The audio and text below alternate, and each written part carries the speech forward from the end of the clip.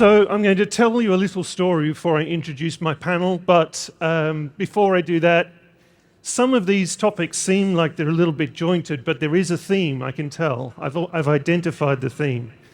And particularly in the panel before the two keynotes we just saw, when we were talking about getting more diversity within the workforce and building skills, the thing that runs through all of those things is learning. So I'm going to have a panel today talk about the future of learning. But before I do that, I've been spending a fair bit of time in Athens, in Greece, during the pandemic and afterwards. And Athens is a really interesting place because it's just history everywhere you walk. 4,000 years of history represented in stone in a city which is a relatively modern European city. But I don't really know much about the history of Greece and Athens. I actually grew up in Melbourne, Australia, where I read Homer's The Odyssey as part of my classical education. And I thought, how can I learn more about this place that I am spending so much time in? And I came across a video game called Assassin's Creed Odyssey. For any of you who are into the video game world and are into the Assassin's Creed series, without knowing it, this game is set in 435 BC during the Peloponnesian War, when the Spartans were fighting the Athenians. You play a character, male or female, who is descended from a legend within Greek history. As you play the game in real time, you come across characters from Greek history like Pericles and Socrates. And one of the missions, you even have to teach a group of children a particular story from Greek mythology. And in order to do that, you need to familiarize yourself with that story so that you can retell it. They say that one of the best ways to learn is to be able to teach others. So why am I telling you this story? I think it's part of what the future of learning could become. But there's a lot of issues. And the particular issue I have with that game is what I have now learnt about Greek history 435 BC has been told to me by whoever wrote the story of that game, who was a faceless writer working for Ubisoft somewhere in Montreal. And I have absolutely no idea whether that version of Greek history is right or not. And yet I've just learnt it. So that's some of the issues that we're going to be discussing with our panel right now. So I'd like to invite them up onto the stage.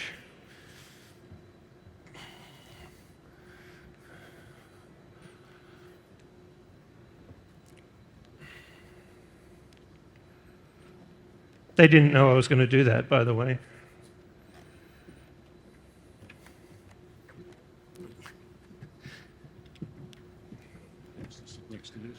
Yes, of course. Okay, so I'm going to start with a general discussion question. You can join in or not. And the question I have is, does technology make us smarter? Are the machines learning faster than we are? I mean, I don't need to remember the date of the Battle of Agincourt because Google can tell me. And I don't need to be able to do mental arithmetic because I carry a calculator, and I don't need to know how to get from here to the Burj Khalifa because I also have a map. So are we getting dumber or are we getting smarter, and what does technology's impact on that? Anyone want to come in first on that? I think Baz wants to come in first on that. Well, hello? Can you hear me? Yeah. Is it that we're getting dumber in certain cases, or is technology getting smarter? It's certainly the technology is enabling us as humans to get smarter as well, right? You just look at the evolution of technology in the past 10, 15 years, even say 20 years ago when internet really wasn't, in existence in terms of, a general household. So it's supported as technology supporting humans to get smarter as well, and for us to evolve at a faster pace and faster rate. Now, technology itself is going to evolve, and the use of AI, which relies on data, which relies on information, it can process that at a much faster pace than we can. And yes, in some cases, it's going to get smarter, it's going to get faster, it's going to be able to process information and data faster than we are. But we also need to be a part of that process as well. It's not like it can replace the human element in some cases, but the future, the technology is going to be in a place where it'll be less reliant on our evolution. But in my personal opinion, it still relies on us to lead it into the direction that it can have a positive impact on the world or beyond our world as well. So it goes hand in hand. I think we are getting smarter alongside the technology getting smarter as well. Anyone else want to come in on that? Thank you. Well, I think technology is in a way allowing a human to focus on most important things, to be more creative and more innovative. Because in fact, technology is today making accessibility to data and knowledge much more, let's say, common, easy, diversified. We are, with the use of technology, artificial intelligence, robotic, etc., freed from different tasks that used, to take our time, our effort, and our concentration, so that we can focus on something else. What is it? Being more creative, being more innovator, finding a better way for humanities. That's point number one. And point number two, I think we can leverage on technology in terms of making the accessibility of gaining skills and leveraging on your capability more available to everyone, because it's allowing us to unlock much more human capabilities than what we used before. And I believe that's the true smart way of using technology in learning and of unlocking more human capabilities. Yeah, I guess if you take something like Wikipedia, it's much easier to refer to than having to buy a set of Encyclopedia Britannica for an enormous sum, or indeed whether you have a local library that you can find a book on a particular subject. So yeah, I can see that. Yeah, I think that we also need to keep in mind that human brain is extremely neuroplastic, and there are like 9, 10 dimensions on which you can be smart, right? So we need to talk about which aspects of intelligence of improving this technology. I'm 100% sure that definitely there is a number of things that greatly enhance our productivity, greatly enhance our ability to deliver value to society, and that's definitely where technology will help. Basically, human beings aren't particularly smart as such. In fact, they are kind of, not very sophisticated animals. So luckily we got brains. So yes, we are not very fast, but we can develop things like hyperloops and so on to go faster. We are not particularly good at a lot of things. We're not good at eyes. Our eyesight is bad, our smell is bad, but we come up with machines to do things better, things we would not be able to do ourselves. And that comes also to the smart tools. It's not that they are smart, they're just more efficient than we are. They calculate faster, they make connections faster and so on, and they are very, very useful tools. They are tools. And that's really where we're making progress. We're becoming more and more efficient in that sense. It doesn't make us as such better human beings. It doesn't make us smarter in a more broader sense. Basically, we're still kind of quite constrained in our abilities. But as long as we keep on building tools, machines, and so on, I think we move forward. So rather than having to remember all my friends' phone numbers, I can use that part of my brain for something else, a bit more meaningful. Well, the brain is the one which has been kind of the less compensated, to put it that way. So we rely on our brain, and this is actually the first time we really start thinking about, okay, that brain is not actually that efficient either. We're pretty slow in a lot of things we do with our brain. So we now come up with tools to help the brain to become a little bit more efficient as well. So we just touched on accessibility, and I think it's something we'll come back to a few times during this panel. But the pandemic has forced innovation, and it's forced innovation across a wide range of industries, whether that be e-commerce and supply chain, whether it be remote working, and it's certainly had an impact on learning and education.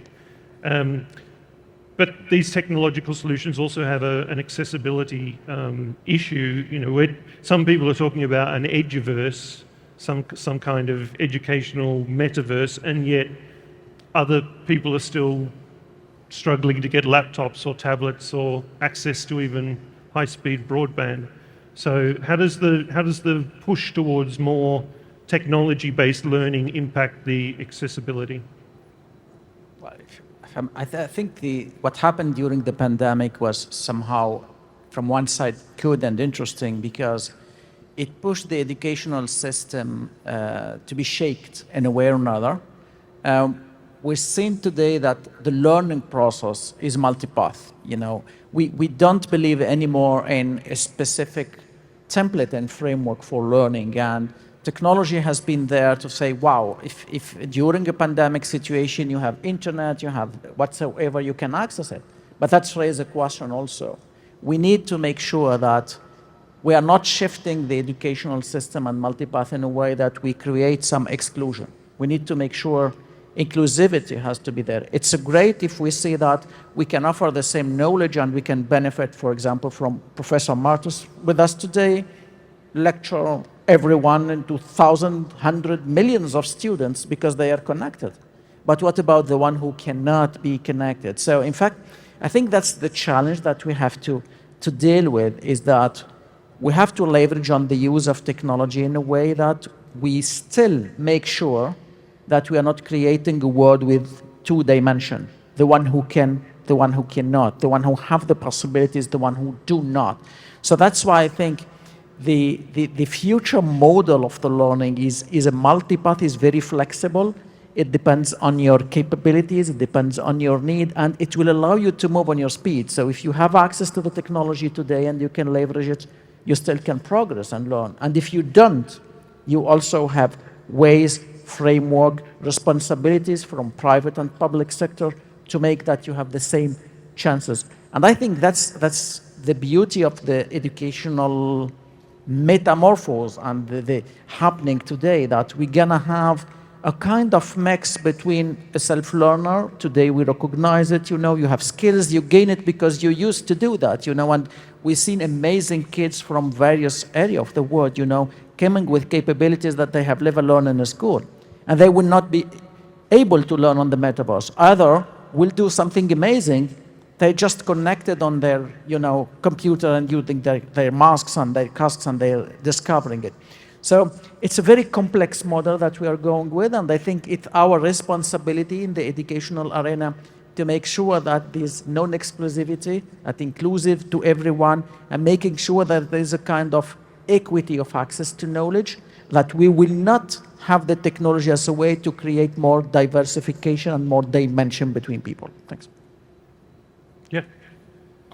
We also need, I think, to keep in mind that in general, economics has its own push around these things. For example, if you are looking to get an extremely highly qualified professor from IT to teach in Africa, it is expensive to bring the professor there, and it's a whole logistics and setup around this. It's like it takes time and effort and resources, right? On the other hand, if you have, well, even smartphones, tablets, there's these tools which are comparably much cheaper than actually going to MIT and taking a course. Then I can get this professor to teach in Africa, right? So we can also think about it from the other side. Technology is an accessibility tool, right? Both in terms of like physical restrictions, both in terms of economic conditions, to the best experts in the world. Yeah, technology fixes a problem, right? So, like this morning with the elevator pitch, right? We got a problem, we construct something and it solves that particular problem, and it can be genius. And technology, digital tools fixed a problem. Well, it didn't really fix it, but it helped to alleviate the problem of the pandemic. It doesn't fix what doesn't seem to be a problem, and that worries me. When we talk about the future of learning, we're really talking about the future of society. Learning isn't just something, it is actually shaping the future. And I think one of the big real challenges, the real problems we have to face is that when we talk about the future of society, actually we can see a certain society emerging. But what is the role of learning in that? And how can all these wonderful tools be developed to help that different form of learning? You know, you basically, everybody in education, like myself, I'm in education, we have to ask ourselves the question, okay, the world is changing. Do I follow it? Do I follow it reluctantly? Do I keep the regulators happy and therefore do not take too many risks?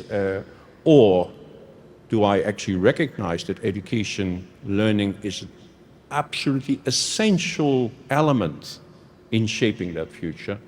And therefore, I need to be proactive. I need to be innovative. I need to take risks.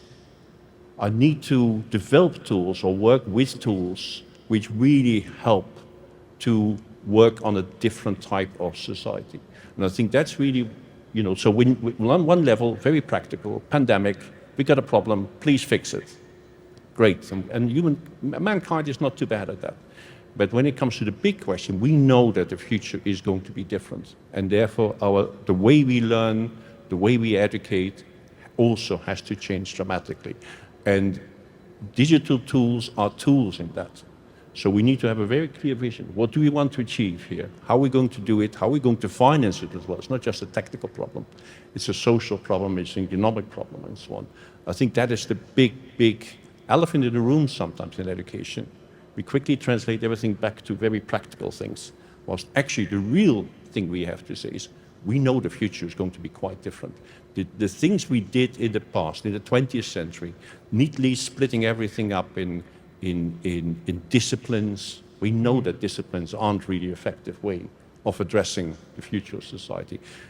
Giving everybody job specs, right? This is my job. Well, we know that that's not the way we're going to work in the future. We know that when it comes to cities, smart cities and so on, the old way of zoning everything and giving everything a neat place is actually gone. Actually, probably even the difference between learning and teaching is eroding. And wow, how as educators are we dealing with that? That it's not so clear anymore what is actually a student and what is a professor. Now those are the big questions we have to address. So Baz, one of the ways that the accessibility to technology question might be dealt with is through partnerships. I know you've had a fair bit of experience with that, so have a talk to that.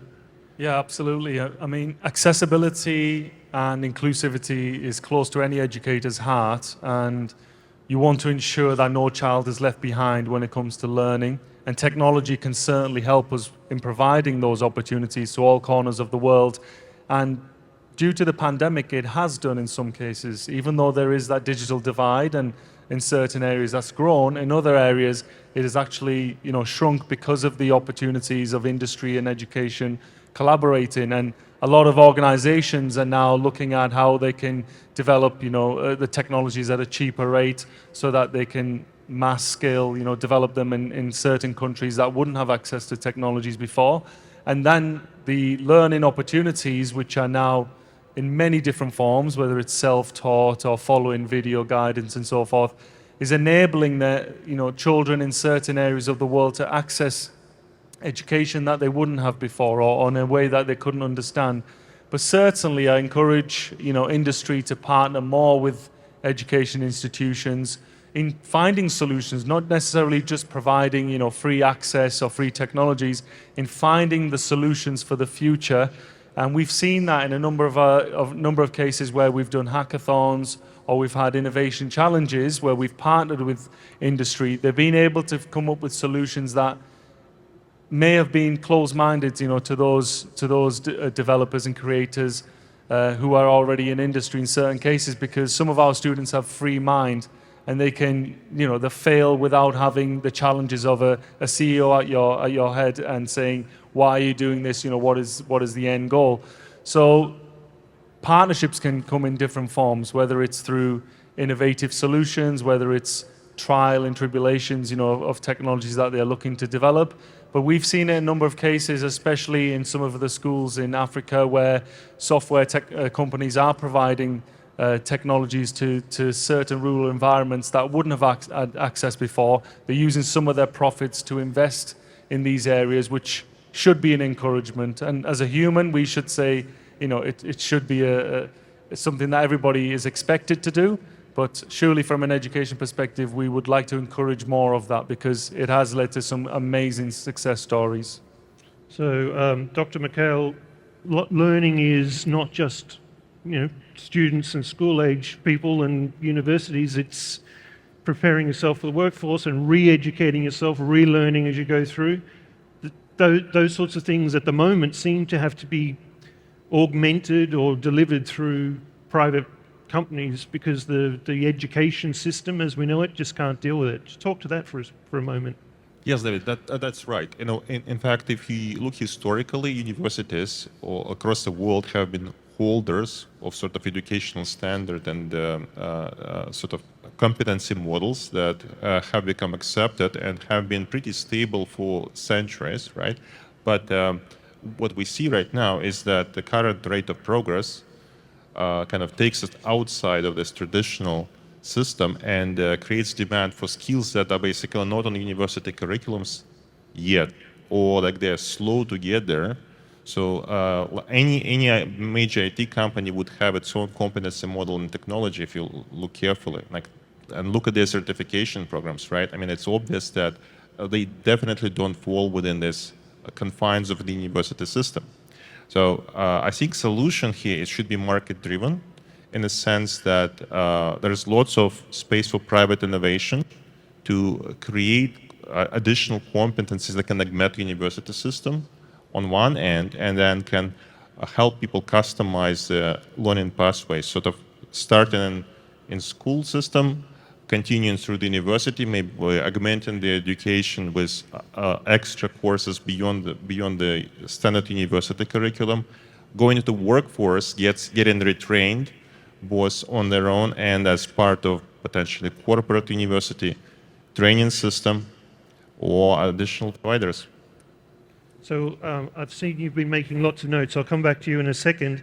Dr. Al-Qadi, what's the shape of the education paths, and how do you guarantee those are inclusive? Yeah, I think for having been in the education system for more than 20 years, and something that we believe has to be done, and we are doing it today at Vernwell Academy, is that, joining what Mikhail was saying, roles are changing today, and we need to offer variety of possibilities of learning. We cannot request or expect the educational classic system to do everything and to be the one embedding it, because the requirements are changing, and we still have a set of compulsory element to cover. So what's happening today is we need more partnership between edtech companies, between public and private sector, and we need to redefine the role differently. Let me just pick one example to finish with. Today there is a lot of new technologies that are not included in any curriculum, for example, dark technologies and everything. Are we expecting the education system, like primary, secondary, and to metamorphose their curricula and go ahead with that and include it? Not necessary. That's where provider like Vernwell Academies and other will come and say, look, we are offering to the learner today a tremendous possibility, building the soft skills, discovering those new technologies and so on, with technological embedded tools and other, with amazing gamification. And it's up to the learner to find his path. And I think that's the key, is that we are more and more in a personalized, customized learning path that we're not deciding instead of the learner. It's the learner who's gonna. Our role is to give a variety of choices and possibilities, and they're gonna go ahead with it. And I think that's the most important challenge that the educational system is facing today, finding this new equilibrium, having all the educator working together toward that. Okay, I'm being given the wind-up signal, and we're trying to do the whole future of learning in 30 minutes, which I'm not sure we ever would have managed to do. So, one sentence each or two sentences each about something practical that can be done today to ensure learning outcomes that we're talking about.